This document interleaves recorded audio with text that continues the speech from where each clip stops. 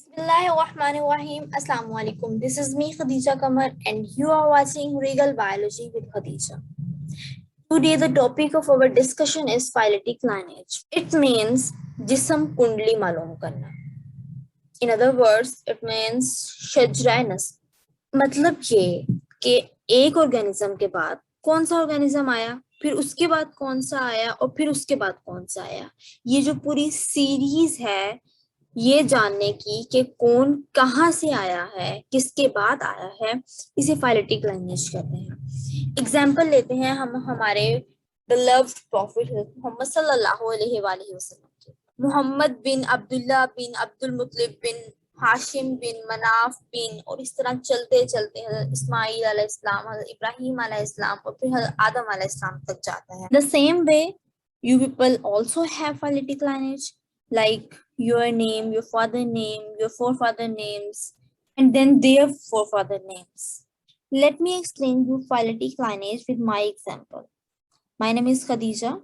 Khadija binte Mahmud al-Haq bin Abdul Haq bin Ghulam Muhammad, और फिर आहिस्ता आहिस्ता हमारा जो phyletic lineage है वो ईमान सिंह वल्द दीवान सिंह वहां तक जाके मिलता है. ये जो एग्जाम्पल्स मैंने आपको दी हैं ये ऑर्गेनिज्म लेवल पर कैसे फाइलेटिक लाइनेज है वो है. लेकिन अगर हम स्पीशी लेवल पे बात करें, मतलब एक स्पीशी से दूसरी स्पीशी कैसे बनी और फिर उस स्पीशी के बाद अगली स्पीशी कैसे बनी और फिर उस स्पीशी के बाद उससे अगली स्पीशी कैसे बनी, अगर हम इसकी बात करें तो ये भी होता है. Let me take example of human beings, that is homo sapiens. देखिए ये है ह्यूमंस. ह्यूमन एक अलग स्पीशी है, इससे ऊपर चिंपैंजी है, इससे ऊपर गोरिल्ला है, देन गिबन और गेंटुअन मोंकी, और ये न्यू वर्ल्ड ऑफ मोंकीज जब मोंकीज ओरिजिनेट हुए थे. यहाँ पे देखिए 35 मिलियन ईयर्स का टाइम स्पैन है living world in time human being से लिविंग वर्ल्ड इन मोंकीज का. मतलब ये कि 35 मिलियन ईयर्स लगे थे मोंकीज से ह्यूमंस को इवॉल्व होने में. और इसी तरह अगर हम लें गोरिल्ला और ह्यूमंस का, या अगर हम लें मोंकीज जो न्यू वर्ल्ड के बाद मोंकीज थे उनका, देखो 20 मिलियन ईयर्स लगे थे. और इसी तरह अगर हम चिंपैंजी और ह्यूमंस में चेक करें तो 5 मिलियन ईयर्स लगे थे चिंपैंजी स्पीशी से ह्यूमन स्पीशी में कन्वर्ट होने में. तो यहाँ पर ये बता रहे हैं कि किस तरह हमारे पास स्पीशी लेवल पर टाइम के गुजरने के साथ साथ एक स्पीशी से दूसरी स्पीशी इवॉल्व हुई. इसे भी हम फाइलेटिक लाइनेज कहते हैं. फाइलेटिक लाइनेज की डेफिनेशन क्या है? ये एक ऐसा अनब्रोकन सीरीज होता है जिसमें स्पीशीज अरेंज हुए हुए होते हैं, पहले अबाउजदात, फिर एंड में आहिस्ता आहिस्ता जो बाद में आए, वो स्पीशीज जो बाद में आई हैं, जो बाद में इवॉल्व हुई हैं पिछली स्पीशीज से या अपने अबाउजदात से. देखते हैं फाइलेटिक लाइनेज की इंपॉर्टेंस क्या है. फर्स्ट ऑफ ऑल ये हमें प्रोवाइड करता है लिंक, किस तरह पास्ट और फ्यूचर के ऑर्गेनिजम्स के दरमियान. Second, it shows unbroken series of species arrangement.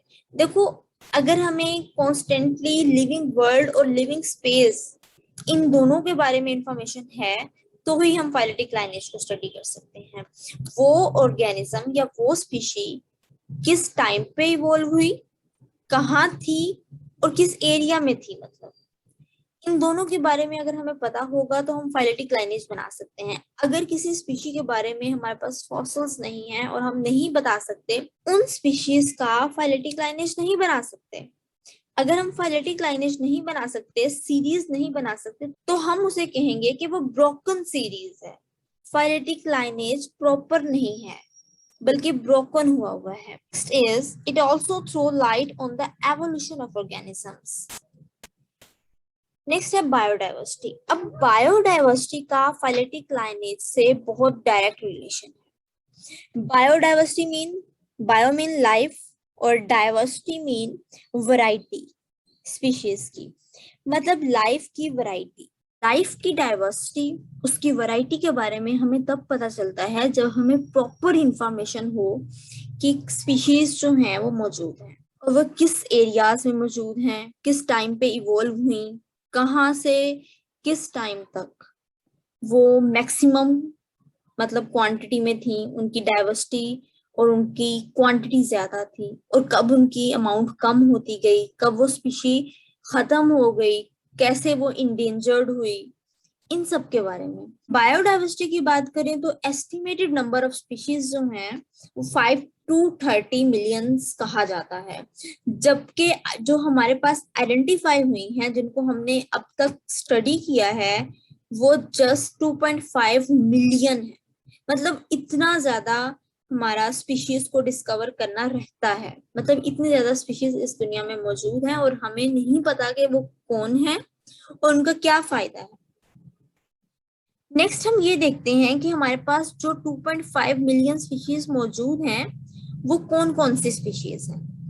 Insects, insects के बारे में कहा जाता है कि इस दुनिया में जो अब तक आइडेंटिफाई हुए हैं और इसके अलावा इस दुनिया में सबसे ज्यादा इंसेक्ट्स पाए जाते हैं। हमारे पास 2.5 मिलियन स्पीशीज में से 53.1% जो अमाउंट है वो इंसेक्ट्स की है। नेक्स्ट वेस्कुलर प्लांट्स जो कि हमारे पास 17.6% है। नेक्स्ट इज एनिमल्स 19.6% है। Next fungi, algae, protozoa and various prokaryotes 9.4%।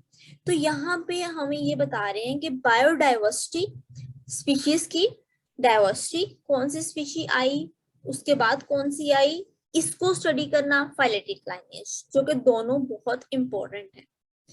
Next चलते हैं हम उन क्वेश्चंस पे जो इस टॉपिक से पूछे गए हैं। यहाँ पे देखिए हमसे ये पूछा गया है कि कौन सी स्पीशीज की अमाउंट कितनी है। क्वेश्चन डिफाइन फाइलेटिक लाइनेज, ये डिफरेंट बोर्ड्स में डिफरेंट तरीके से डेफिनेशन जो है ना फाइलेटिक लाइनेज की और उसकी इंपॉर्टेंस पूछी गई है। समटाइम बायोडाइवर्सिटी क्या होती है और परसेंटेज क्या है डिफरेंट ऑर्गेनिजम्स की। लॉन्ग क्वेश्चन भी पूछा गया है इस टॉपिक से। This is the end of our today's topic. मिलते हैं नेक्स्ट वीडियो में नेक्स्ट लेक्चर के साथ, तब तक के लिए अल्लाह हाफिज।